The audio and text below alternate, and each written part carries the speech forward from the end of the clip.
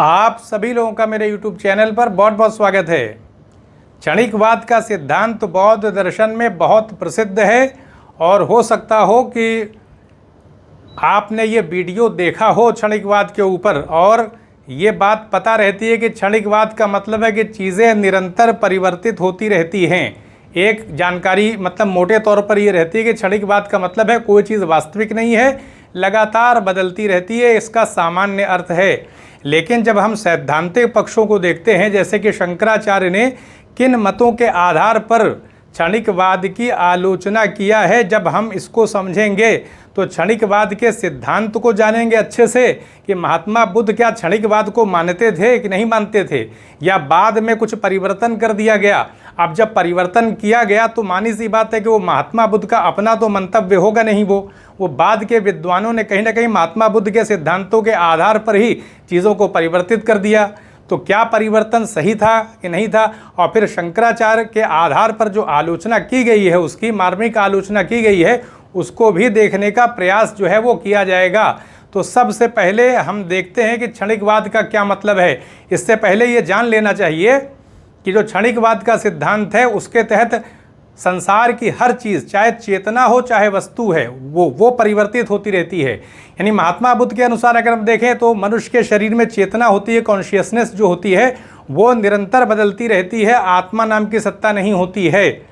और इसी आधार पर उन्होंने बताया था प्रतीत समुत्पाद के सिद्धांत के आधार पर कि जो वस्तुओं की सत्ता होती है वो अनित्य होती है, वस्तुओं की सत्ता परिवर्तित प्रतिक्षण होती है। इसके बारे में महात्मा बुद्ध ने कोई स्पष्ट निर्देश नहीं दिया था, बस इतना बताया था कि वस्तुएं अनित्य होती हैं, वो पद निर्भर होती हैं। क्योंकि प्रतीत समुत्पाद का जो सिद्धांत है उसके अनुसार प्रतीत यानी अपेक्षा रख कर के समुत्पाद माने उत्पत्ति। जैसे दूध है तो अगर हमें दही की अपेक्षा है तो हमें दूध की आवश्यकता पड़ेगी।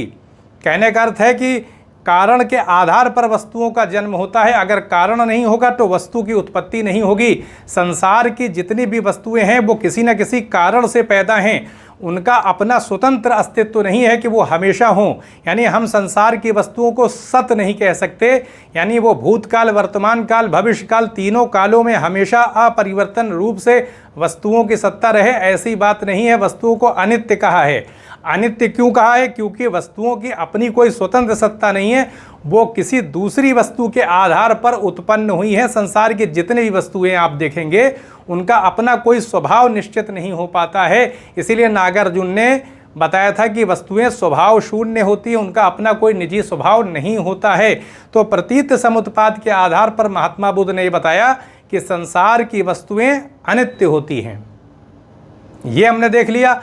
अर्थात महात्मा बुद्ध ये नहीं बता रहे हैं कि संसार की वस्तुएं निरंतर परिवर्तित होती रहती हैं, वो सिर्फ चेतना को परिवर्तनशील बताते हैं कि हमारे अंदर चेतना जो कॉन्शियसनेस है वो निरंतर परिवर्तित होती रहती है और तेज़ी के क्रम में हमें आत्मा का आभास हो जाता है। जैसे नदी बहुत तेज़ बहती है तो हम कह सकते हैं कि एक निरंतरता का आभास होता है, कहने का अर्थ है। तो इस प्रकार हमने ये समझ लिया कि महात्मा बुद्ध के सिद्धांत के हिसाब से वस्तुएं अनित्य होती हैं और चेतना परिवर्तनशील होती है। बाद में वस्तुओं की सत्ता को भी निरंतर परिवर्तनशील घोषित कर दिया गया। वैभाषिक और सौत्रांतिक संप्रदाय में जो सर्वास्तिवादी विचारधारा है बौद्ध दर्शन में, उसके अंतर्गत वैभाषिक और सौत्रांतिक जो दार्शनिक हैं उन्होंने क्षणिकवाद के सिद्धांत को प्रस्तुत कर दिया और महात्मा बुद्ध का जो सिद्धांत था उसमें परिवर्तन प्रस्तुत कर दिया। तो ये हमने एक कह सकते हैं कि भूमिका जो है वो समझ लिया। अभी शंकराचार्य की आलोचना आपके सामने रखी जाएगी कि वो आलोचना किन किन आधारों पर करते हैं। इससे पहले वाला जो मैंने वीडियो बनाया था, क्या कहते हैं कि जो हमारा भाग्य होता है उसके बारे में वीडियो है, उसको देख लीजिएगा, क्योंकि उसमें बहुत सारे दार्शनिकों को एकीकृत करके सिलेक्टेड फॉर्म में आपके सामने उसको रखा था। इससे पहले का जो वीडियो है उसको इंड स्क्रीन में लगा दिया जाएगा, तो जिन लोगों ने नहीं देखा है उसको देख सकते हैं। क्षणिकवाद का सिद्धांत देखें, बताता है कि संसार की हर वस्तु जो है, विचार और अनुभव जो है सब क्षणिक हैं।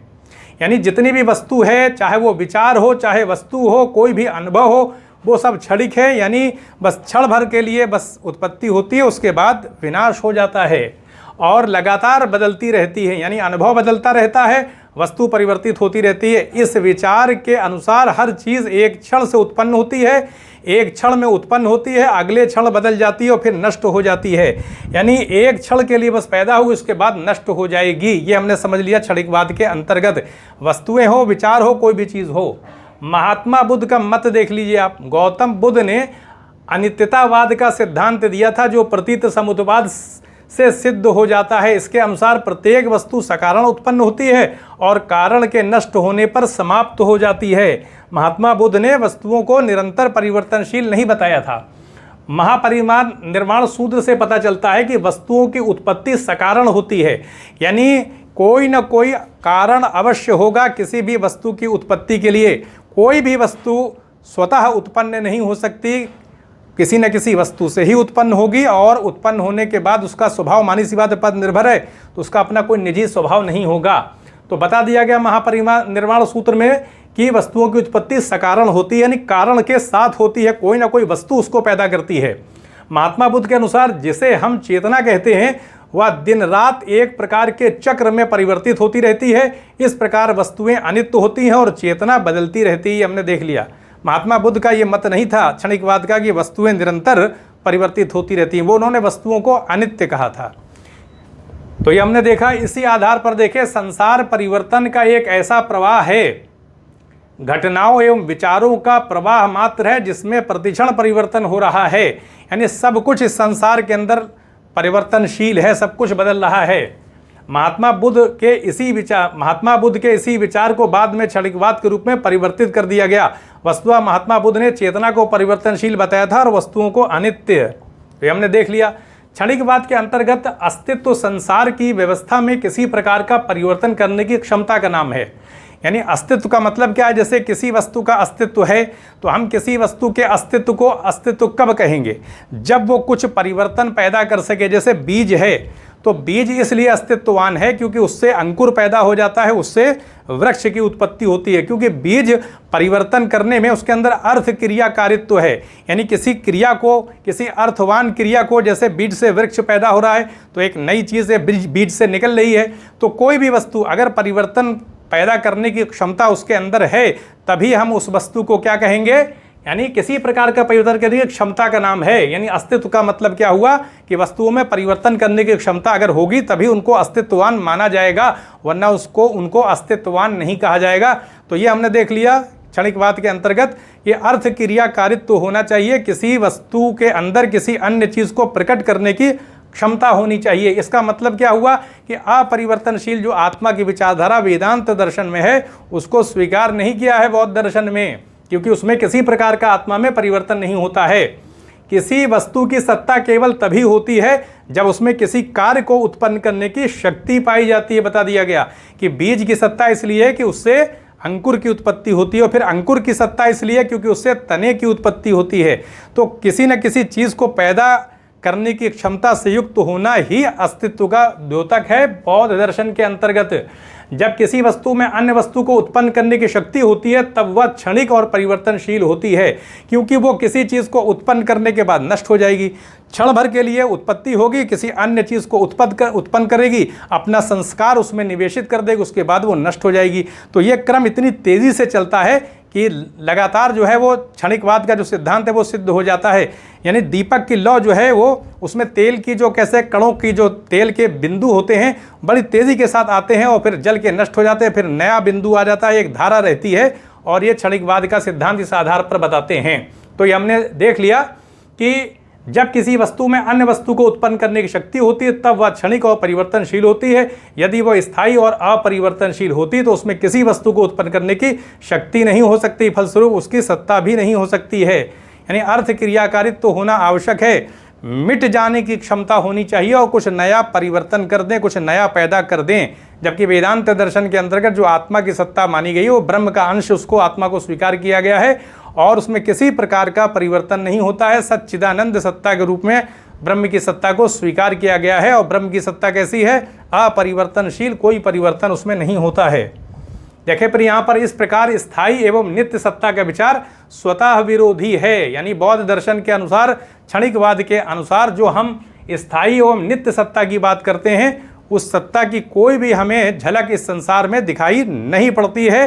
ये क्षणिकवाद के अंतर्गत वैभाषिक और सौत्रांतिक जो विचारक हैं, दार्शनिक हैं, उन्होंने इसको स्थापित किया है। देखिए अब आगे देखते हैं। वस्तुतः अस्तित्व संसार के पदार्थों की व्यवस्था में किसी प्रकार का परिवर्तन करने की क्षमता का नाम है। जैसे बीज होता है तो उससे अंकुर निकलता है, तो संसार की व्यवस्था में एक नई चीज़ पैदा की गई है, बीज के द्वारा एक अंकुर की उत्पत्ति हो गई है। तो कोई परिवर्तन करने की क्षमता का नाम है अस्तित्व। जो है वो बीज की सत्ता है क्योंकि उससे अंकुर उत्पन्न होता है, अंकुर की सत्ता है क्योंकि वह तने को उत्पन्न करता है। सत्ता का मतलब होता है अस्तित्व, यानी अर्थ क्रियाकारित्व जिस किसी वस्तु में होगा, किसी चीज़ को पैदा करने की शक्ति अगर उसके अंदर होगी तभी उसकी सत्ता को स्वीकार किया जाएगा और इसी के आधार पर क्षणिकवाद की स्थिति स्थापित होती है। सर्वास्तिवादी शाखा वैभाषिक और सौत्रांतिक संप्रदाय में संतानवाद की विचारधारा मिलती है, जिसके अनुसार क्षणिक धर्मों की धारा निरंतर प्रवाहित हो रही है। जो क्षणिक धर्म हैं वो लगातार निरंतर प्रवाहित हो रहे हैं, जैसे कि नदी के अंदर जल का प्रवाह चलता रहता है, जलकणों का। दोनों ही संप्रदाय जो हैं वो सर्वम क्षणिकम और सर्वम अनात्मकम की बात करते हैं। इसी को संतानवाद कहते हैं, यानी सब कुछ क्षणिक है और सब कुछ अनात्म है, कोई आत्मा की सत्ता नहीं है।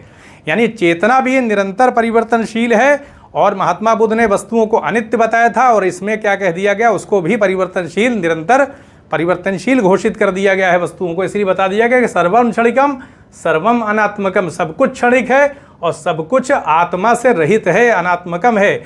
इसी को संतानवाद कहते हैं। चेतन धर्म विज्ञान कहलाते हैं, यानी चेतन धर्म को विज्ञान कहा जाता है। कॉन्शियसनेस, जो चेतना जिसके आधार पर हम चल फिर रहे हैं, उसको विज्ञान कहा जाता है। और जड़ धर्म भौतिक परमाणु कहलाते हैं। दो प्रकार की धाराएं चल रही हैं, चेतना का निरंतर प्रवाह चल रहा है और भौतिक जो परमाणु हैं उनका निरंतर जड़ पदार्थों का प्रवाह चल रहा है। ये हमने देख लिया। अब देखें आगे यहाँ पर आ रहा है, बताया जा रहा है इन दोनों की अलग अलग धाराएं प्रवाहित हो रही हैं। सर्वम अनात्मकम, कोई नित्य चेतन या अचेतन द्रव्य नहीं है। न तो नित्य चेतन द्रव्य है, न ही नित्य अचेतन द्रव्य है। यानी नित्यता के विचार को पूरी तरीके से खारिज करने का काम बौद्ध दर्शन में रहा है। सत्य केवल क्षणिक धर्म है बस। अगर हम सत्य की बात करेंगे तो सिर्फ क्षणिक धर्म है। जैसे कि वेदांत दर्शन में ब्रह्म को सत्य कहा गया, सच्चित आनंद, यानी सच्चिदानंद स्वरूप घोषित किया गया है। तो बौद्ध दर्शन के अंतर्गत वैभाषिक और सौत्रांतिक विचारक इस बात को स्वीकार नहीं करते हैं, बताते हैं कि सत्य नाम की कोई चीज़ नहीं है। सत्य की अगर हम बात करेंगे तो केवल क्षणिक धर्म है बस, और यह क्षणिक धर्म मिलकर संघात बनाते रहते हैं जो निरंतर परिवर्तनशील हैं। संघात का मतलब ये है कि जैसे कहा जा सकता है कि विभिन्न परमाणु आपस में मिल करके चीज़ों का निर्माण कर देते हैं। जैसे कि कोशिकाओं के आधार पर हमारा ये शरीर बन जाता है, ईंट को जोड़ करके हम एक दीवार बना देते हैं। तो संघात होता है, यानी मिल जाते हैं, समूह के आधार पर संगठन हो जाता है परमाणुओं में और उसके आधार पर एक नई चीज़ पैदा हो जाती है। लेकिन क्षणिकता जो क्षणिकवाद का जो सिद्धांत है वो अक्षुण्ण बना रहता है। क्षणिकवाद की सत्ता स्थापित रहती है संघात के आधार पर भी, क्योंकि संघात बदलता बिगड़ता रहता है। 5 स्कंध की बात की गई है बौद्ध दर्शन में, रूप वेदना संज्ञा संस्कार और विज्ञान। इस पंच संघात को पुद्गल या आत्मा कहते हैं। तो आत्मा नाम की कोई चीज़ नहीं है, बल्कि ये 5 स्कंध का ही एक नाम है, कहा जा सकता है बौद्ध धर्म में। यानी सौत्रांतिक और वैभाषिक संप्रदाय की बात की जा रही है। और क्षणिक परमाणु संघात को भौतिक पदार्थ कहते हैं। फिर देखें यहाँ पर, इस प्रकार वास्तविक सत्ता केवल क्षणिक विज्ञानों एवं क्षणिक परमाणुओं की है जिनका प्रवाह निरंतर जो है वो चल रहा है, ये बताया गया। अभी आप देखेंगे शंकराचार्य कैसी आलोचना करते हैं, बहुत सारे प्रश्न इसमें खड़े हो जाएंगे। शंकराचार्य द्वारा आलोचना देखिए, किसी कार्य को उत्पन्न करने के लिए पहले कारण की उत्पत्ति होनी चाहिए। सीधी सी बात है, अगर हम जो है वो घड़ा बनाना चाहते हैं तो मिट्टी होना ही है, मिट्टी की सत्ता आवश्यक है। बिना मिट्टी के तो घड़ा बना नहीं सकते।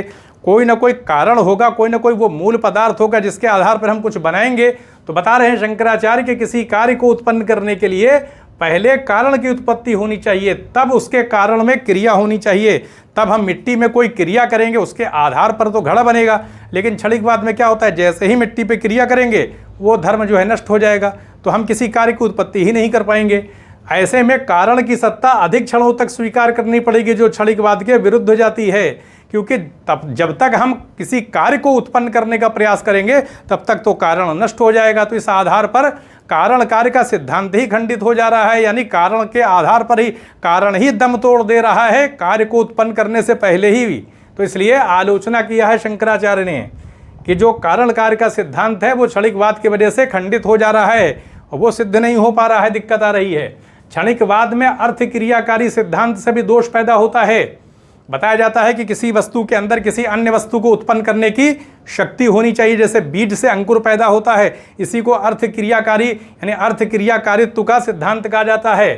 तो देखें, बौद्ध दर्शन किसी संतति का कभी अंत नहीं मानता, यानी किसी भी संतति का कभी अंत नहीं होता। एक संतति नष्ट हो जाने के बाद अपना अंश दूसरी संतति में ट्रांसफर कर देती है। यानी कह सकते हैं कि जैसे माता पिता का जब देहांत होता है, जब बच्चे होते हैं तो बच्चों के अंदर माता पिता का गुणधर्म आ जाता है, तो माता पिता की तो मृत्यु हो जाती है लेकिन उनके अंश के रूप में बच्चों की सत्ता बनी रहती है। तो कोई भी संतति, कोई भी चीज़ जो है वो नष्ट होने से पहले अपना संस्कार अपने आने वाली संतति में डाल देती है, इस रूप में उसकी सत्ता बनी रहती है। तो बताया जा रहा है कि बौद्ध दर्शन किसी संतति का कभी अंत नहीं मानता, बल्कि एक संतति का अन्य संतति में रूपांतरण हो जाता है। जैसे माँ बाप के अंश बच्चों में चले जाते हैं, माता पिता न भी रहें तब भी बच्चों के रूप में उनकी सत्ता बनी रहती है, तो ये रूपांतरण हो जाता है। अपवाद रूप में अरहत की सत्ता है। अरहत वो लोग हैं जो कि निर्वाण प्राप्त करने वाले हैं अंतिम रूप से, यानी निर्वाण प्राप्त कर लिया है। तो इसमें अपवाद स्वरूप में माना जाता है कि अरहत ऐसे होते हैं जो फिर उनको जब निर्वाण प्राप्त हो जाता है तो वो किसी अन्य चीज़ को उत्पन्न नहीं करते। उनकी जो हम कह सकते हैं उनका जो गुण धर्म है वो आगे किसी को स्थानांतरित नहीं होता है। इस आधार पर शंकराचार्य आलोचना करते हैं। क्या आलोचना करते हैं? वो बताते हैं कि निर्वाण प्राप्त करने के बाद उसकी आत्मसंतति समाप्त हो जाती है। बताया है, बौद्ध दर्शन में बताया गया है कि निर्वाण प्राप्त करने के बाद उसकी आत्मसंतति समाप्त हो जाती है, वो ट्रांसफर नहीं होगा।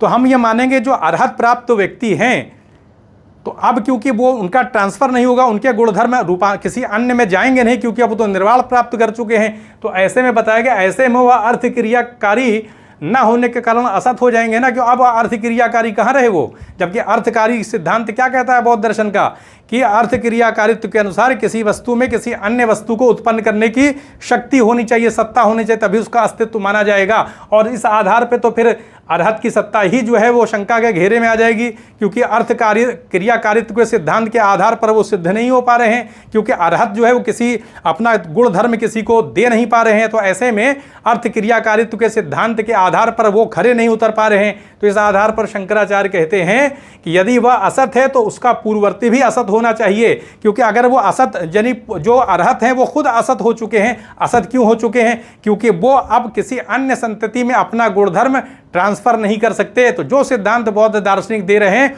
उसी के विरोध में उनका मत चला जा रहा है अरहत के आधार पर, क्योंकि अपवाद स्वरूप वो बताते हैं कि जो अरहत होते हैं यानी ऐसे व्यक्ति जिनको निर्वाण प्राप्त हो गया है, अब वो जो है उनके अंदर जो है वो अपना गुणधर्म ट्रांसफ़र करने का जो मामला होता है कि एक संतति नष्ट हो जाने के बाद अपना संस्कार दूसरे में डाल देती है, अरहत के साथ ऐसा नहीं है। तो शंकराचार्य कहते हैं तो ऐसे में तो अरहत जो है वो अर्थ क्रियाकारित्व के सिद्धांत के विपरीत चले जाएंगे, वो सिद्धांत उन पर लागू नहीं होगा। तो ऐसे में वो असत हो जाएंगे, क्योंकि अस्तित्व तो माना जाता है उसी में जिसके अंदर अर्थ क्रियाकारित्व हो, कुछ पैदा करने की क्षमता हो। इस आधार पर शंकराचार्य आलोचना करते हैं यदि वह असत है तो फिर उसका पूर्ववर्ती भी असत होना चाहिए, कि उससे पहले अरहत से जो पहले व्यक्ति हैं वो भी फिर असत हो जाएंगे। इस आधार पर बता रहे हैं, यानी शंकराचार्य ने आलोचना किया है अरहत के आधार पर कि जब वो अंतिम जब बिंदु असत है तो उससे पहले का बिंदु भी क्या हो जाएगा, वो भी असत हो जाएगा। सीधी सी बात है। असत इसलिए हो जाएगा कि वो जो यानी जो अंतिम बिंदु है उससे पहले वाला उसको उत्पन्न तो उसने किया, लेकिन अंतिम बिंदु ने किसी और को अपना गुणधर्म ट्रांसफर नहीं किया। तो ऐसे में वो अरहत वाला पद जो है वो क्या हो जाएगा, वो अर्थ क्रियाकारित्व सिद्धांत पे खरा नहीं उतर पाएगा। इसलिए पूर्ववर्ती जितने हैं वो सब असत हो जाएंगे। कहने का अर्थ ये है, असत ये हो जाएंगे कि उनका गुणधर्म कैसे ट्रांसफर हो गया फिर अरहत में, और अरहत में अगर उनका गुणधर्म ट्रांसफर हुआ था तो अरहत को भी ट्रांसफर करना चाहिए था, लेकिन उन्होंने नहीं किया। तो शंकराचार्य आलोचना करते हैं यदि प्रत्येक चीज क्षणिक है तो दुख भी फिर क्षणिक हो जाएगा, फिर उसको रोकने का प्रयास करना व्यर्थ हो जाएगा। सब कुछ क्षणिक है तो फिर दुख भी क्षणिक है, उसको रोकने का जो उपाय बौद्ध दर्शन में किया गया वो सब व्यर्थ हो जाएगा। कहने का अर्थ ये है यदि आत्मा क्षणिक विज्ञानों की संतति का नाम है, अगर बता रहे हैं कि जो आत्मा है वो क्षणिक विज्ञानों की संतति के नाम है, तो प्रश्न उठता है ज्ञान किसको प्राप्त होगा? एक क्षणिक विज्ञान दूसरे क्षणिक विज्ञान का ज्ञाता नहीं हो सकता। अगर सब कुछ क्षणिक हो जाएगा तो ज्ञान की उत्पत्ति कैसे होगी? क्योंकि इनको दोनों विज्ञानों को जोड़ने वाला कोई पदार्थ तो बौद्ध दर्शन में स्वीकृत नहीं है कि क्षणिक विज्ञानों को कोई संगठित कर सके। और क्षणिक विज्ञानों को प्रवाह चल रहा है तो ज्ञान की उत्पत्ति कैसे होगी? कौन अनुभव करता होगा? तो ऐसे में शंकराचार्य कहते हैं कि क्षणिक यदि आत्मा क्षणिक विज्ञानों की संतति का नाम है तो प्रश्न उठता है कि ज्ञान किसको प्राप्त होगा? एक क्षणिक विज्ञान दूसरे क्षणिक विज्ञान का ज्ञाता नहीं हो सकता। इस आधार पर आलोचना करते हैं शंकराचार्य। ज्ञान के लिए आवश्यक है कि कोई ऐसी सत्ता हो जो विभिन्न संवेदनों का संश्लेषण कर सके, यानी आत्मा नहीं होगी तो ज्ञान की भी सत्ता स्थापित नहीं हो पाएगी। कोई अनुभूत करने वाला तो हो। जब सारे पदार्थ क्षणिक हैं तो फिर ज्ञान किसको होगा? अनुभव करने वाला कौन होगा? उन क्षणिक विज्ञानों को संश्लेषित करके संगठित करके उनका अनुभव करने वाली कोई सत्ता नहीं तो ज्ञान किसी को प्राप्त नहीं होगा। तो पुनर्जन्म की अवधारणा के आधार पर भी शंकराचार्य ने खंडन किया है कि पुनर्जन्म की अवधारणा के लिए भी किसी नित्य सत्ता को स्वीकार करना आवश्यक है। चेतना के विभिन्न अवस्थाओं में निरंतरता के क्रम के कारण उसे आत्मा समझ लिया जाता है। कहने का अर्थ यह है कि दीपक की ज्योति का लगातार क्रम एक सत्ता के समाप्त होने पर दूसरी सत्ता के उत्पन्न होने को सूचित करता है। इस आधार पर पुनर्जन्म को सिद्ध किया जाता है। यानी जो पुनर्जन्म का सिद्धांत है वो बड़ा ही बौद्ध दर्शन में आलोचना की गई कि पुनर्जन्म का सिद्धांत तो क्षणिकवाद के आधार पर खंडित हो जाएगा। तो बौद्ध दार्शनिक बताते हैं जैसे दीपक की एक लौ होती है तो उसमें जो तेल के जो कण होते हैं वो निरंतर वो ज्योति जलती रहती है, कण समाप्त होते रहते हैं। तो कहा जा सकता है कि उसी आधार पर एक तेल कण जो है वो अपना संस्कार दूसरे एक कण में डाल देते हैं, यानी निरंतर निवेश होता रहता है। उस आधार पर कहा जा सकता है कि पुनर्जन्म हो जाता है, क्योंकि अपना संस्कार तो वो आगे वाली संतति में डाल ही दिया जाता है। ऐसे आधार पर कहा जा सकता है उनकी सत्ता किसी न किसी रूप में उस आगे वाली संतति में बनी रहती है। तो शंकराचार्य कहते हैं तो ऐसे में तो पुनर्जन्म जो है प्रतिक्षण होने लगेगा, यानी निरंतर फिर हमको पुनर्जन्म भी स्वीकार करना पड़ेगा। शंकराचार्य कहते हैं यह दीपक की जो बात बताई जा रही है कि दीपक के अंदर एक निरंतरता भी रहती है और एक लौ समाप्त होती है, उससे पहले वो लौ आने वाली लौ में अपना संस्कार डाल देती है। तो निरंतरता भी रहती है, कहीं ना कहीं व्यक्तित्व का ये कह सकते हैं उसकी समानता भी रहती है। कम से कम माता पिता के अंदर जो गुणधर्म होते हैं बच्चों में ट्रांसफर हो जाते हैं तो उस रूप में वो जीवित रहते हैं। तो इस आधार पर कहा जाता है कि पुनर्जन्म को सिद्ध करने का प्रयास किया गया। लेकिन शंकराचार्य कहते हैं ऐसे तो पुनर्जन्म फिर क्षणिक हो जाएगा, निरंतर होने लगेगा, किंतु इस अवधारणा को स्वीकार करने पर पुनर्जन्म प्रतिक्षण होता रहेगा। महात्मा बुद्ध के अनुसार व्यक्तित्व चेतना की क्षणिक अवस्थाओं की संतति है, जिसमें पूर्ववर्ती अवस्थाएं नष्ट होने के समय शक्ति रूप में परिवर्ती अवस्था में निहित रहती हैं। इस प्रकार मनुष्य किन्हीं दो क्षणों में वही नहीं रहता था, वह बिल्कुल भिन्न भी नहीं होता है। जैसे माता पिता हैं, अब उनका भाई मानी बात देहांत का समय आता है तो जब उनके औलाद रहती है, बच्चे रहते हैं, तो उनमें उनका गुणधर्म चला जाता है। तो ऐसे में क्या होता है कि किसी ना किसी रूप में उनकी सत्ता बनी रहती है। वही तो नहीं होते हैं बच्चे, माता पिता की तरह ही नहीं होते, लेकिन किसी न किसी रूप में उनका गुणधर्म उनके अंदर रहता है। इसलिए परिवर्तन भी रहता है, लेकिन स्थायित्व की भी बात रहती है, बिल्कुल भिन्न भी नहीं होता। तो इस आधार पर शंकराचार्य कहते हैं कि इससे कर्ता एवं भोक्ता की समानता बनी रहती है, कर्मवाद का सिद्धांत प्रभावित नहीं होता। यह समाधान बौद्ध धर्म के लिए तो न्याय संगत है, शंकराचार्य कह रहे हैं, किंतु यदि बिना आत्मा के कर्म को संभव माना जा सकता है तो फिर बिना कर्ता के भी कर्म को संभव माना जा सकता है। कहने का अर्थ यह है कि कर्मवाद के सिद्धांत के तहत माना जाता है कि जो कर्म करने वाला होता है, अगर उसने कोई पाप किया है तो दंड तो उसी को मिलना चाहिए। लेकिन क्षणिकवाद के तहत क्या होगा, जिसने पाप किया है उसकी सत्ता तो नष्ट हो गई, तो अब किसको दंड मिलेगा, न्याय किसके साथ होगा? तो बताया जाता है कि सत्ता जो है नष्ट होने से पहले अपना संस्कार आगे वाले में डाल देती है, इस रूप में कहीं ना कहीं वो जीवित रहती है। तो इस आधार पर शंकराचार्य कहते हैं कि ऐसी बात नहीं है। यदि बिना आत्मा के हम कर्म को संभव मान लेते हैं, यानी क्षणिकवाद के आधार पर किसी आत्मा की सत्ता नहीं है, लेकिन कर्मवाद के सिद्धांत को भी स्थापित कर दिया गया, क्योंकि वो अपना संस्कार आगे वाली संतति में डाल दिया जाता है, इस रूप में वो बची रहती हैं। तो कहने का अर्थ है किसी न किसी रूप में जो दंड मिलता है तो उसमें उनका निवेश रहता है, तो उसका प्रभाव बना रहता है। यानी कहने का अर्थ है कि एक संतति अपना गुणधर्म दूसरी संतति में ट्रांसफर कर देती है। इस आधार पर कर्मवाद किसी न किसी रूप में स्थापित रहता है। लेकिन शंकराचार्य कहते हैं कि बिना किसी आत्मा के कर्म को संभव अगर माना गया, जैसा कि बौद्ध धर्म मानता है, तो फिर बिना कर्ता के कर्म को भी संभव माना जा सकता है।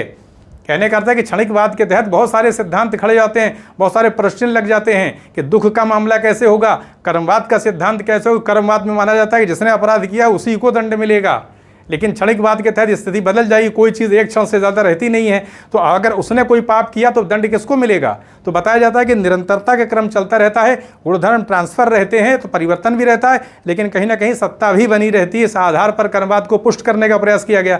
लेकिन शंकराचार्य ने बताया कि ऐसी बात नहीं है, अगर हम आत्मा को नहीं मानेंगे तो फिर कर्मवाद का सिद्धांत स्थापित नहीं हो पाएगा। किंतु यदि बिना आत्मा के कर्म को संभव माना जा सकता है, शंकराचार्य कहते हैं, तो फिर बिना कर्ता के भी कर्म को संभव माना जा सकता है। तो ये हमने देख लिया कि क्षणिकवाद के अंतर्गत बहुत सारे कह सकते हैं कि ऐसे पक्ष हैं जिसको कि शंकराचार्य ने जिन पक्षों की आलोचना किया और उनका समाधान जो है वो बौद्ध दार्शनिकों के लिए बहुत कठिन हो गया था। तो इस आधार पर कहा जा सकता है कि कोई भी विचारधारा होती है तो उस पर प्रश्न चिन्ह लगाया जाता है और फिर उसका किसी न किसी रूप में समाधान भी किया जाता है। तो ये आपके सामने क्षणिकवाद का सिद्धांत, जिसमें कि कह सकते हैं बहुत सारी चीज़ें जटिलता के क्रम में भी है, लेकिन फिर भी उसको स्पष्ट करने का प्रयास किया गया। तो यहीं पर अनुमति दें, चैनल को सब्सक्राइब भी करें, शेयर भी करें। आप सभी लोगों का बहुत बहुत धन्यवाद।